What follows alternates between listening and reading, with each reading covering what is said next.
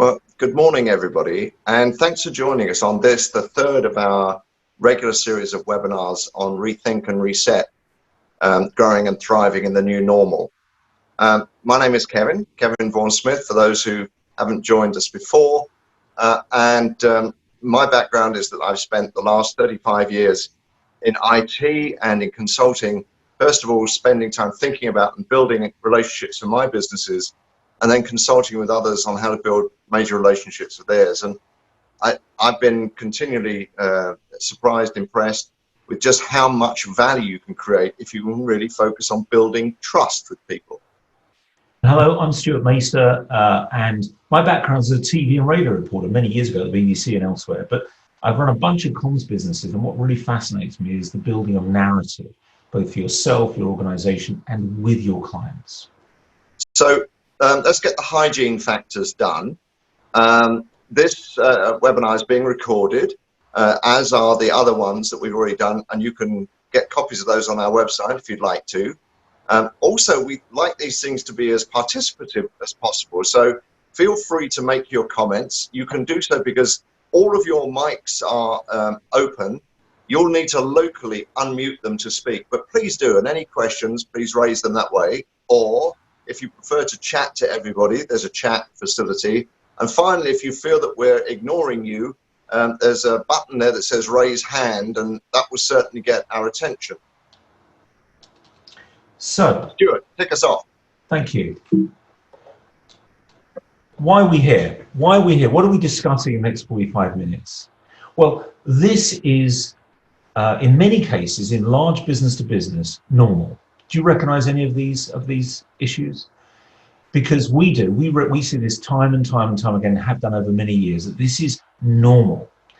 And the result of this kind of situation is that you end up with a bunch of accounts where you make no money, and people hate to work on them. And they may be big revenue accounts, they may be high prestige accounts, but actually when you really look at it, you're not making any money on it. You're over-servicing, doing all those things. Is that what you want to return to? Because we think this is a chance to reset and to rethink. And it's particularly a chance, this crisis, not just because you've got some time, this pause to perhaps have the conversations that you want to have internally and with clients that we're going to talk about. But secondly, something's changed, isn't it? There's been a shift. I think people have, despite the fact we've been separated, there's something about our common humanity, the human side of business that has really come to the fore. We see into each other's living rooms and studies. We understand the common vulnerability we all have. Something's changed, and we're suggesting this is a reason to consciously change. Now, we've got a roadmap for that, for this kind of conscious change, which you can see there. And this is essentially what we're going to be discussing in this session. So it's about consciously deciding where you put your relationships, building a much bigger ambition for your big accounts, and then with your big accounts, though some clients will be up for that. With those, there's a way that we're going to take you through to build far greater ambition about what you can achieve together and the value you create. Some won't, and that's a learning too, but it will still change the way you engage in a differentiated way, we think. And then at the end of this session, we'll talk about moving the middle 60, and that's where most of the money is made for your business. So please stay with us till then, because Kevin will take you through an approach which is where a lot of the value is actually created. Now, let's start. If you were with us last week, you will know that we believe strongly in this approach, in conscious decision-making about where you invest your relationship capital. We've all got a limited amount of relationship capital. It takes time and effort and conscious effort and money, resource, to invest in important relationships, but it's worth doing so. Now, at the moment, in many cases, we see people have dispersed that effort across a bunch of accounts of different varying, and in many cases in places where they either are a commodity or they are commodified. We're suggesting that this is the journey we want to go on towards genuine partnership. Not all clients will go all that way, but the point is that's the direction we're taking people in, and we want to take people in, and they're the accounts we want to focus on, the ones where there's potential to do that. And when we say partnership, we mean proper partnership, not just glib words that apply to a supply chain. We mean aligned objectives and outcomes and all the things that go with that word partnership. Kevin. Yeah, thanks, Chip. So, and the point to me is that the market is moving this way as well. So if you look at so much of the work that we're doing with Cabinet Office and others, the demand in government is to move toward, away from failing traditional procurement processes to true outcome-based, value-based relationships.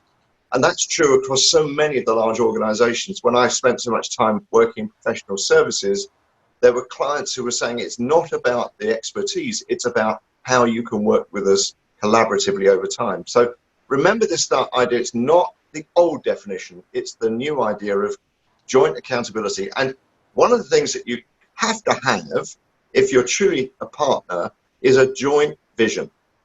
Now, in my 20 years in IT, sales director, I had so many of my account teams would come to me and say, oh, got a great plan, Kevin, and we're going to be partnering with these people. We have joint vision and joint commitments. And actually 90% of the time, this was internal consumption.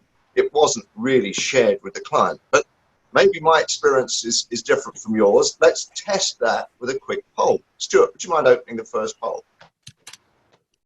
So if you think about it, as I said, you have to have a shared vision with your client, shared with your client, signed up to by them, if you're truly going to be a partner in the new normal. Quick poll for you.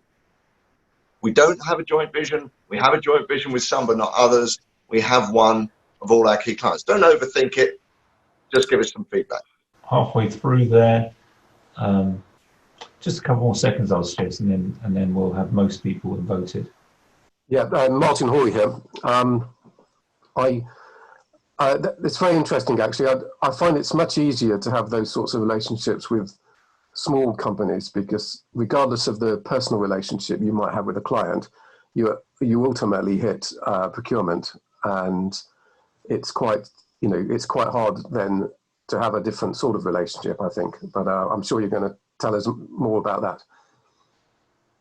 It's a really interesting point, Martin, and thank you. Yeah, and it's one that many of our clients are saying, that even the procurement director thinks this is a good idea, but actually when you get down to the procurement professionals, they're saying, no, give me a cheap price.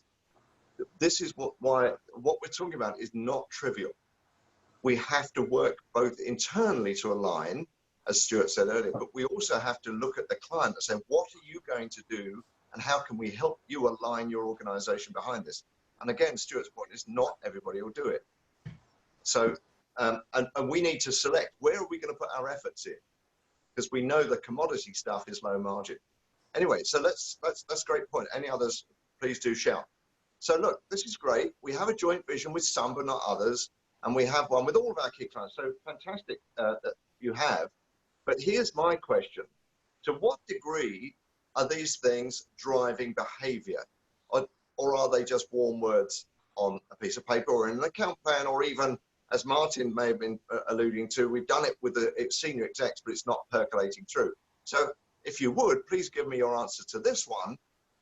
To what degree is it driving business activities?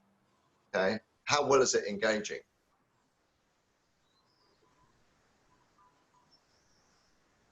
Again, a suggestion not to overthink, just gut feel.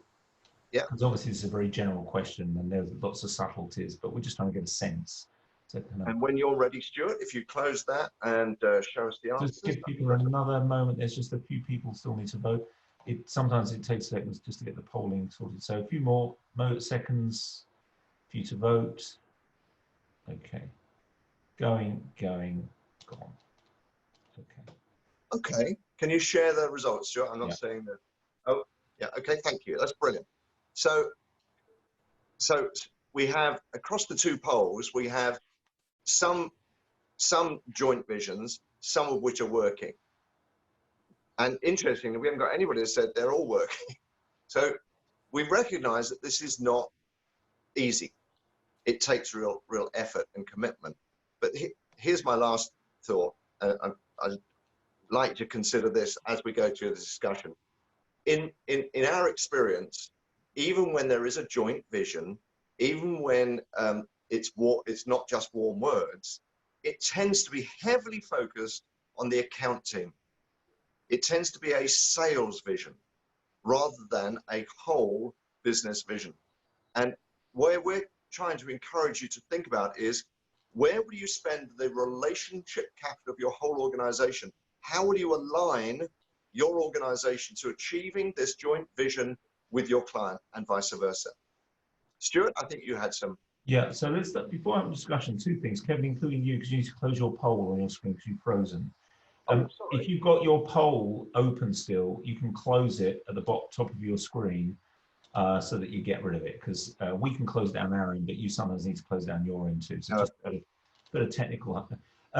So now is a chance to really discuss this for a moment. This issue of a joint vision, turning warm words into real behaviours. We've got a question actually in, Kevin, on the Q&A. Someone's used the Q&A, Alan Mercer, which is to say, how closely does the model fit with the Boston Consulting Group matrix? Stars, question marks, dogs, cash cows, and so on. Can you answer that? And then, Alan, I'd love you to come back on what we say about this and your own thoughts and experience on this. Yeah, thanks, Alan, for the question. Yeah, so clearly you can make connections across. I mean, the cash cows one, I would tend to think of being very transactional. You know, we keep doing business with them of the same type. Stars may well map to our partnership, but the point we're trying to make is in that analysis, they were not looking at the alignment of the relationship. They were looking at where do you make your money. And we believe that if you have deeply aligned relationships, you'll make more money and have more sustainable revenues. So it would map back, but it's not what drives that analysis. Yeah. Do you want to come back on that at all?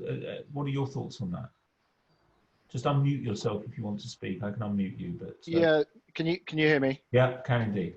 Yeah, hi. Yeah, so my experience of working in professional services firms was that, you know, their top 50 accounts, for example, were solely based on revenue. That was the sole metric used. And as you explained earlier, it might be that is a totally unprofitable relationship, and you know, they're not very nice to your employees either. So I tried to introduce a way of segmenting those key accounts down even further, and found the Boston Consulting Group matrix quite useful in terms of working out which of your key accounts were cooperative at best, rather than strategic. You know, sometimes and quite a difficult relationship exists. However, it's helping the firm to keep the lights on in terms of the revenue that's coming in. So, but yes, certainly moving towards a more strategic partnership had an impact on profitability and ease of transaction. You know, less friction about paying the bill or negotiating on costs, etc. And I just. No, carry on. Yeah, no, that's hence the question. I could see similarities between the two models. It seems you've developed that further. Well, I'd be interested to know if you think, we think there's this difference that Kevin's just described about relation, because it seems to me that there will be some major relationship or major contracts you have where they remain in the transactional bucket. That's just the way it is. The client doesn't want to budge, and it's just the way it is. And as you say, for good reason, you may need the revenue, they may employ a team that you need to support. There's all sorts of reasons why you will maintain some of those. Our focus is on those that either are already top right, or that you can see that there's the basis, the foundation for moving into the top right. What do you do about that? But do you see, how do you feel about it? Do you there's crossover, or does this take it to a slightly different space in your perception? Yes, well, I guess you could introduce other metrics other than just revenue, and if relationship capital is now a measurable metric, then that would certainly be a great metric to add to the decision on which clients to try and move forward to that more strategic partnership level.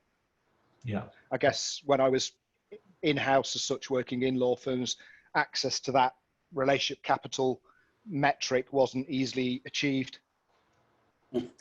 Thank you. Right, who else would like, thanks very much, Alan. Michael Jenkins over in Singapore, I can see that you've unmuted yourself. Is there something you want to share about this, your thoughts on this?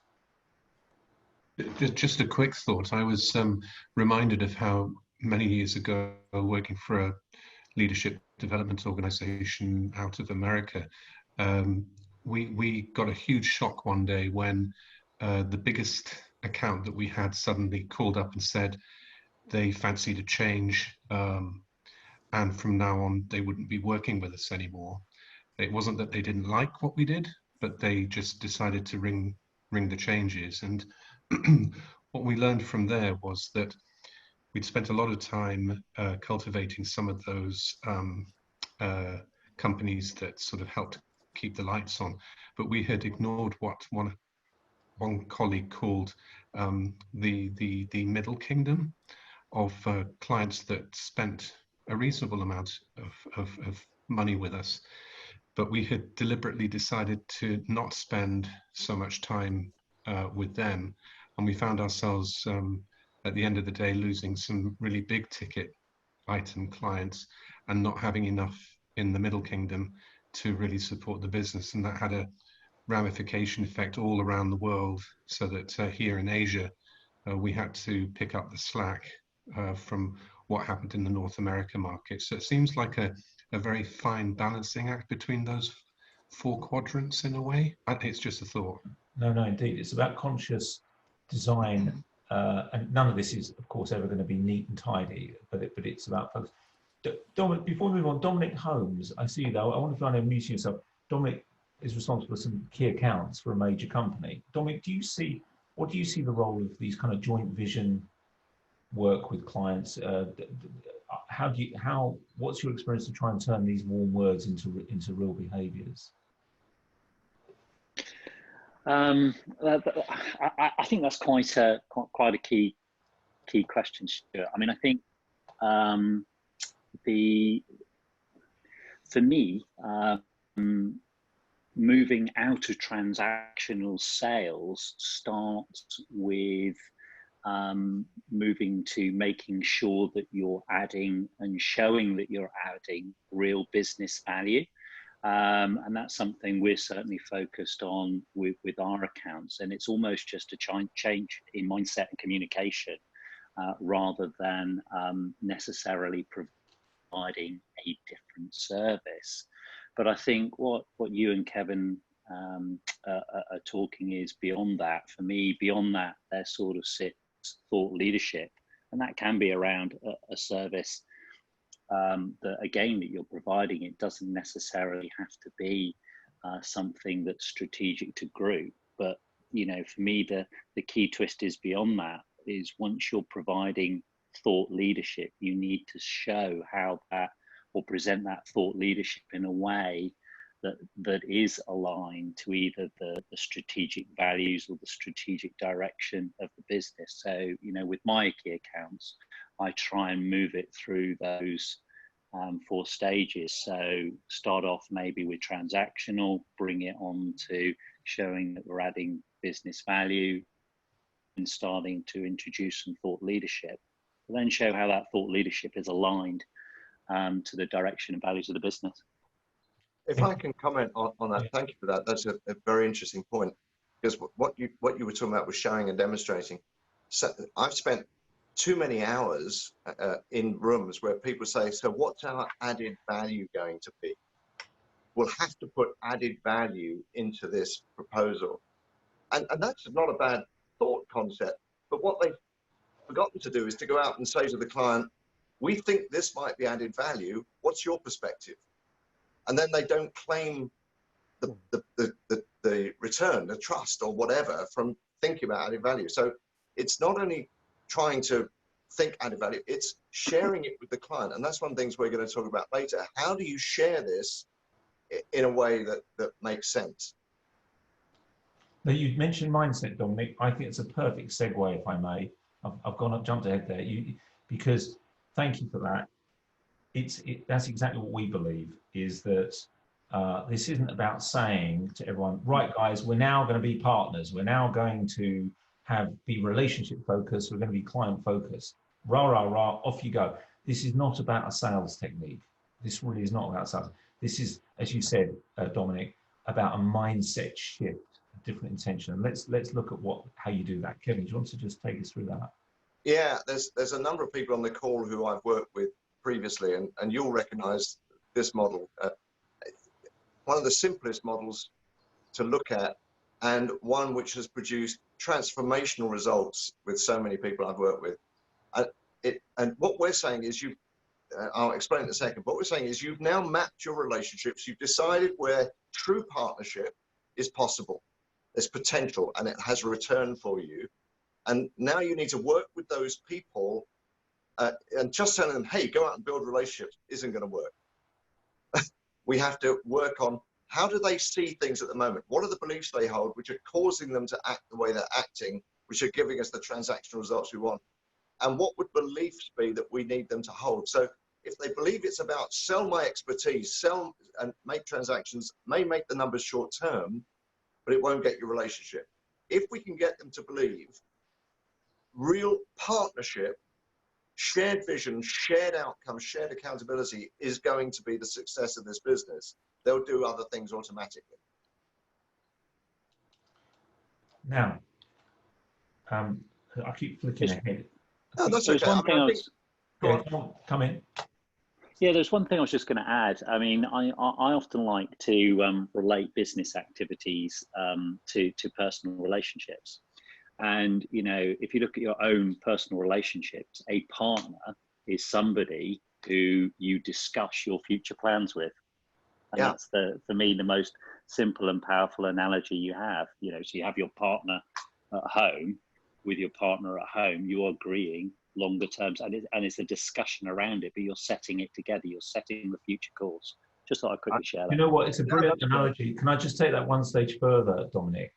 So much business focuses on the wedding, not the marriage. In other words, they focus on doing the deal, not the delivery of the project, the relationship that the deal is meant to be a manifestation of. I like that. You can have the most fantastic wedding in the world, but if it all goes, you know, goes up in flames a year later, that was a waste of time and effort, wasn't it? So therefore, it's a brilliant analogy. It's absolutely right. And again, it comes back to this point about, are we in a new normal? Things have changed. There's been a shift. So, and that's what we believe. So look, go on. Martin here. Can I? I'm just thinking. This is really interesting. I'm just thinking about it backwards in a way. It sort of illustrates how hard, you know, if you go. You know, we innovate on a few things, and I'm quite interested in open innovation, which might be a whole subject in itself. What's interesting is, you know, if you go to a large company that with an observation and say, hey, we can help you, here's a new way of doing things, you're trying to get them to believe at the start, and they've got all of these other stages that they might have had to go through to get to that belief, but you're just coming in cold with here's a new belief we think you should have, and I just find it incredibly hard sometimes to have a conversation, even when people are, you know, saying they want to do what you're telling them you can help them do. They're still not in that belief space. And just to give you an example, where I am, we're trying to introduce a new way of thinking about aviation and climate change. So, you know, everybody knows about that, but actually getting people on board on something different is quite hard. Mm-hmm. So you remember I said how powerful this is, because once you, even that simple insight that you just created for us, Martin, that is fundamental to this model. We need to help our clients understand where our belief comes from and see if they will share it or not. And we'll come back to that momentarily.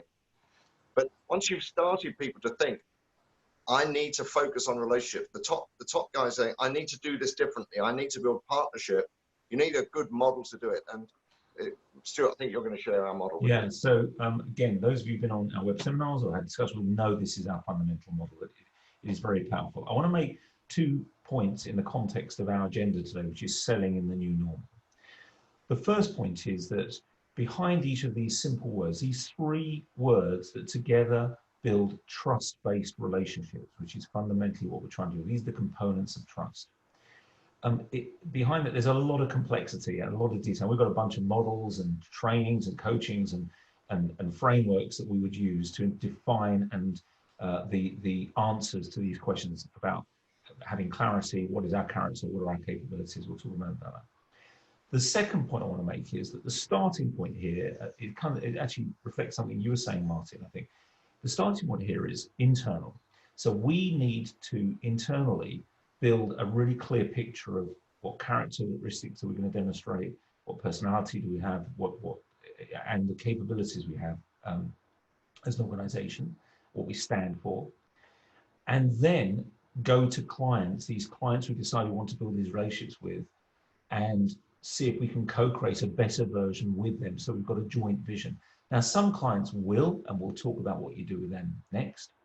Some clients won't. They say, you know what, fundamentally not. We're buyers, you're sellers. That's how we want to deal with you. A, that gives you insight. And secondly, even if you have the right, if that's the case, if you can demonstrate and articulate this bigger picture of how you intend to work together, that will still differentiate you even in a procurement-based model market. You will feel it will be different. Your story will be different. You're not just about the things you can do, it's about the way you do it. So I want to make those two very important points. Quickly, really rattling through this because we're tight on time. Clarity is, as you can imagine, all about defining very, in a way that everyone understands what the characteristics you're going to display and the capabilities that you have, and developing a vision internally and ideally a joint vision with the client that sets a new ambition. Capabilities. This is where most effort goes typically in selling to organizations or bidding, which is what can we do and how can we do it and how much do we charge for it? And of course, that's the commodity discussion. What we're seeking to do here is not simply focus on the things we do, we focus on things that we do that are most relevant to the clients that we've identified. And secondly, the capability includes the ability to innovate, to continually reinvent, come up with new ideas, because we want to earn that trust. We're never going to be complacent in this relationship. So to earn trust, we can't simply do the same thing over and over again. So that's part of our capability set. And then character, which is such a critical part. So Kevin, do you want to talk a bit about character? Yeah. So look, as we've worked with organizations who are trying to achieve increased depth in their relationships with clients, they can come up with great visions, they can talk about what they can do, but the gap tends to be here. And there's a lot here, but I just want to focus on two things. And it's courage and consideration, and specifically the behaviors and language associated with it, where one's grown up in a transactional world, where one's grown up with the need to prove your best or win and demonstrate your expertise. This is a significant change we believe that many professionals need to undertake. They need the language of courage and consideration. And this can apply internally. Having the courage to lay yourself open, your vision open in front of a client, and to do it using empathic language and sensitive to their reaction that's difficult enough. But we're saying the next step is to have the consideration that if, for example, they don't agree with your vision, you don't fall back into the old behaviors of transaction. I'm right, you're wrong. I'm going to prove that we know more than you do, and you're missing an opportunity, and all this kind of thing. If I go back to Martin's point and that previous slide, if I may, just for a moment. Yeah. This is where this see do get model has another application. What we've built is a deep belief in our vision and our capability, and that we get excited about what we think is possible, this innovation or this ability. We share it with the client, they say, no, I don't agree. What we have to bear in mind is this new skill of saying, okay, if you don't agree, that's not because you're right or I'm wrong, it's because we believe different things. And we have to have the skills and the language and the character to collaborate to build a new shared belief. And we can translate dramatically our performance. We may come back to that, Martin, with you, because if we had lots and lots of time, it'd be really interesting to dig down on that in the context of what you just raised. But I want to move to the next point, and we'll open it up a bit more. This is where the rubber hits the road. So I don't intend to read through all those little words, but this is what we call the return on relationship. This is where, if you like, the money is made and the value is created for the client, the greater value is created for the client. So even if you have a really simple pipeline model currently in your business, by having this different approach to these important accounts, at every stage in the winning of business, the character of that process is changed and the percentages go up. So even if you had a 4-stage model, for example, and you increased every stage by 1%, you've actually increased your performance by 12% because of the power of compound interest, if you like, the wonderful thing that Einstein applauded. But actually, it should shift it more. And that 1%, we believe, is relationship. In fact, it should be more than 1%. But here's the critical thing, and this is why this piece is not just about the sales team. It's about the whole of the business. This change we're looking at is, or at least about the whole of the people, the business that deals with these important accounts, the delivery people too, is that you can do, it's what the point that Dominic made earlier. We can focus so much on doing the deal, on the wedding, that we don't equally have people at the delivery stage who share these behaviors that are aligned behind this approach. And what should happen is that when we get into the project delivery, or we've won the deal, we're now doing the work, the experience that we're demonstrating is consistent with the relationship that we've identified with the client. Because so many organizations have key account people who kind of get this stuff, behave in that way, have a wonderful personal relationship, but actually the organization doesn't behave in that way. And we're suggesting that every stage in the encounter with the organizer, with the client, they should feel that this is a relationship-focused organization. Even when things go wrong, even when there's a dispute, the way you deal with disputes is consistent with the behaviors that we've agreed we're going to demonstrate. And that pushes the percentages up, not just in winning the deals, but also in the margins you achieve, because you're able to have honest, open, grown-up conversations all the time based on a solid relationship, which means that you can discuss, for example, when you're over-servicing or when demands have changed. All those things that people are scared to talk about, you need to be able to talk about, because the relationship is important for you too. You need to be happy in this relationship as well. And the client needs to understand that, so you can achieve this joint vision. So more money's made, more margins achieved, there's higher value created, there's more secure relationships, lots of win-wins going on at every stage in that journey. So we're going to have a discussion, a final discussion. But let me just say, if you've now focused on your top guys, this is a whole business issue, as Stuart said. The quick last thought we have is this idea of move to middle 60, and then we're going to have you share some thinking.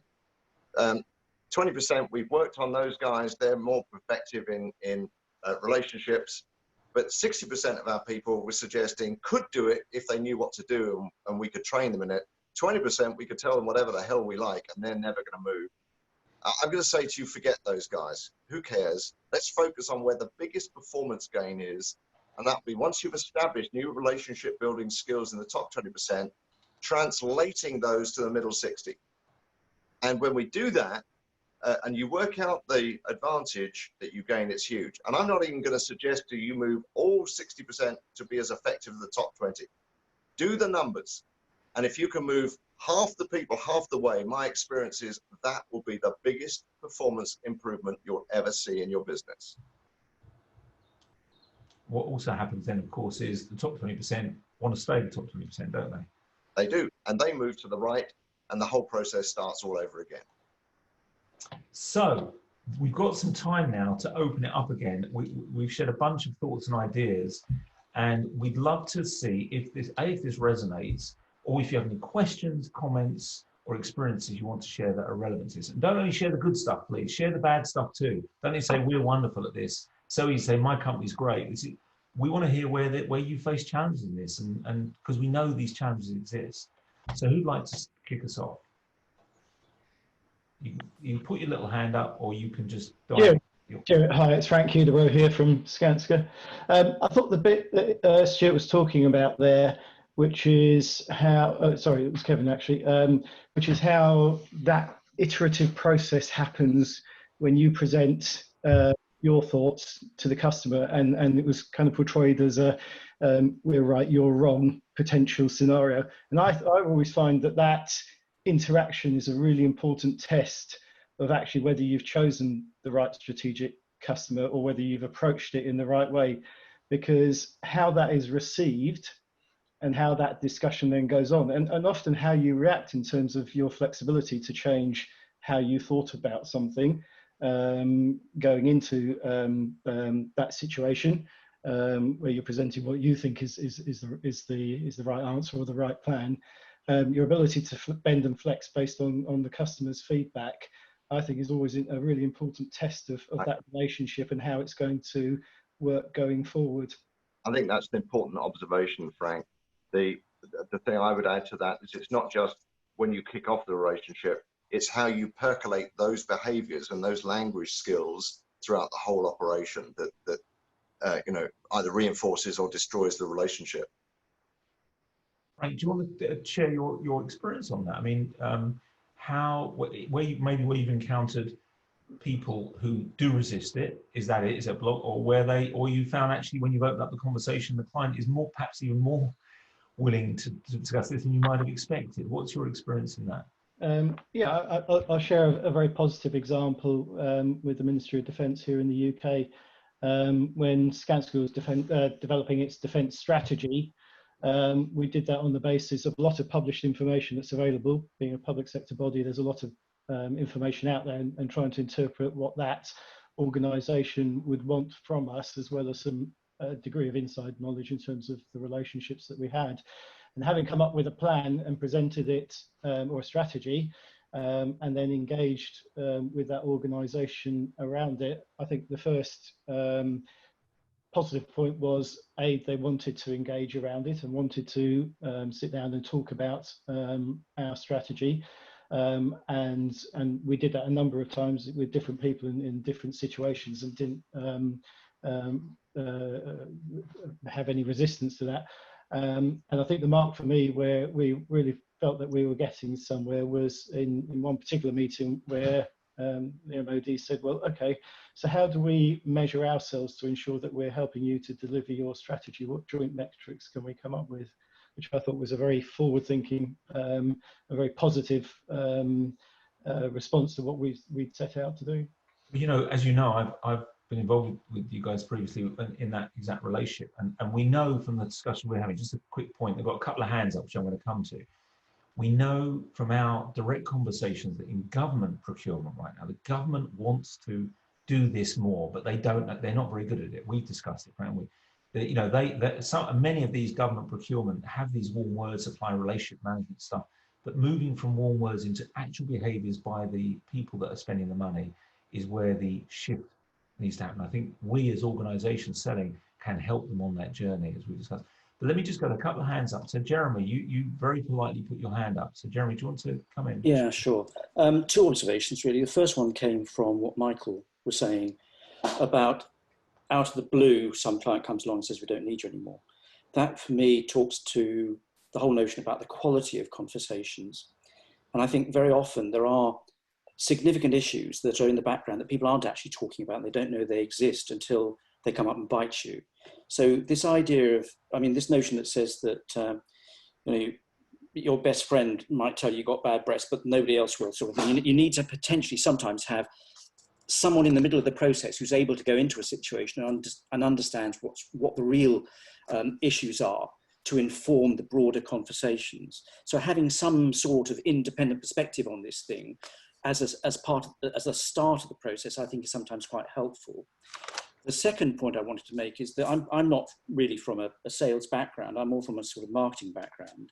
And when you talk about a whole business perspective, I completely agree with that. But I wouldn't be starting from a sales perspective. I'd be starting from more like an organizational market positioning perspective. And the sales would be one of the ways, I mean, that's clearly a key implementation area, but engaging the whole organization in where that organization needs to be positioned to give it a competitive advantage. I think that's the first conversation, and that just flows down to be implemented through these sort of conversations. So how you would implement that at the sales level. And Jeremy, I think we would agree with you. We would typically start with the board to do that kind of work. I mean, that wasn't the focus of this session, but it's a good point to remember that this should flow from an overarching market positioning. And actually, that's why this isn't about sales technique. This is not a sales technique. You know, being a bit cleverer to sell more. That's not what this is about. It's a different intent. Michael Jenkins, over in Singapore again. You again put your hand up. So Michael, do come in.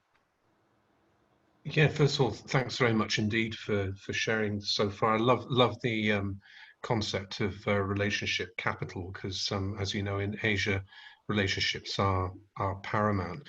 I was just curious as to whether you guys had come across any kind of red flags that you see in terms of, you know, when you're starting a potential relationship with a new client. I was just going to venture one, and that is when you have your first conversation with the client and they insist on referring to you as a vendor or someone, you know, you're one of a group of vendors that we're talking to, is often something that we hear here in Singapore. Any thoughts on that? Kevin, I'll let you come in on that, and I'll share. Yeah, I mean, the client is working from a belief system, a paradigm, and that has got them results in the past. And if we're going to break through to true partnership, we have to find a way of challenging that belief system in them. And one of the ways we do it is by acting differently.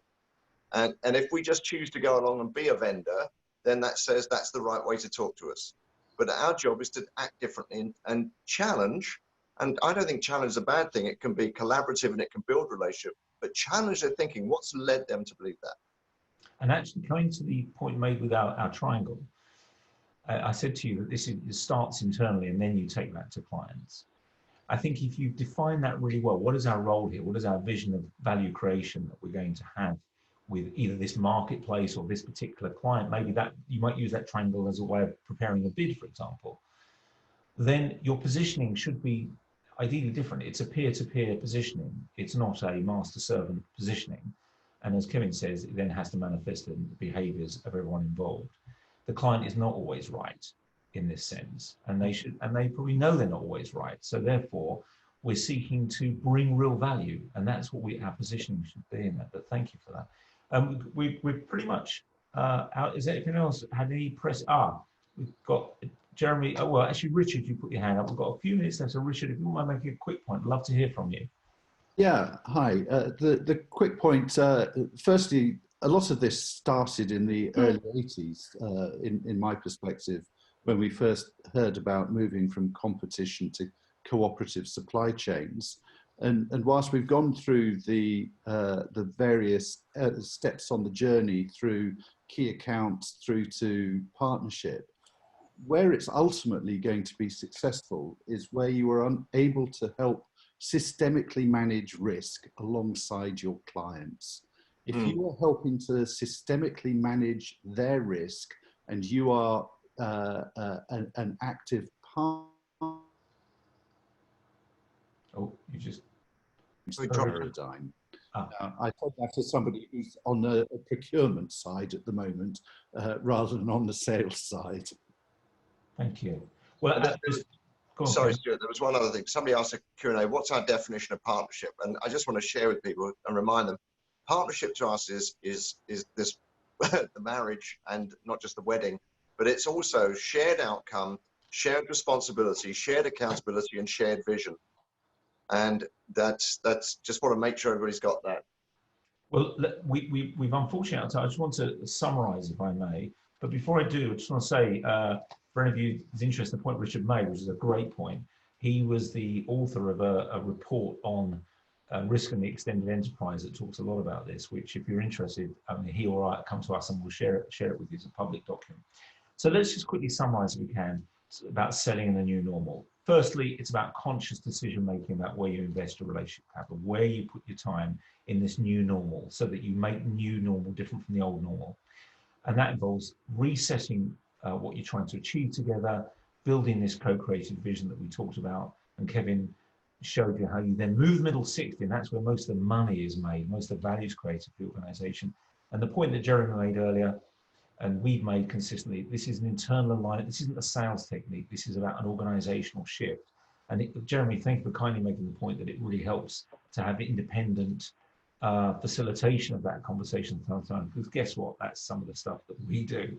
So I won't say any more than that, except to say that if you want more details on any of this stuff, please do reach out. We're happy to have those conversations, of course, in this period where people are just thinking about what to do next. But do please also consider registering for next week's web seminar. This is the third in our series, where we'll be looking in much more detail at that model on the return on relationship.